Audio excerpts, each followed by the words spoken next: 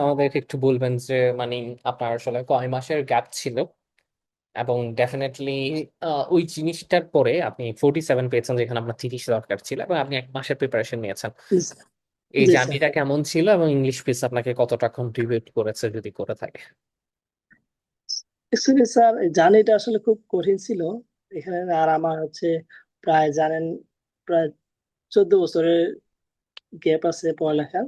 হুম তো হুম তারপরও এখানে যে ইংলিশ, যে আপনাদের ইংলিশ পিলস এইটা আর কি, যা আপনারা সবাই অর্গানাইজ করে থাকেন।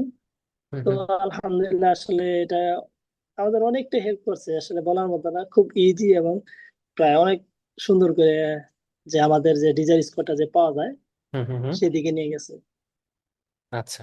ধরুন আপনার টাইম ছিল কি 1.5 ঘন্টা একটা ক্লাসের, সেক্ষেত্রে তো আমাদের নিজের সমস্যা, সময়ের কারণে আপনি আলাদা একটা ক্লাস নিছেন, আবার টাইম ওভার হয়ে গেল, আমাদের টাইম দিচ্ছেন, আমাদের কথা হলো সমস্যা নেই। আমাদের সবার পড়াটা কমপ্লিট করছে।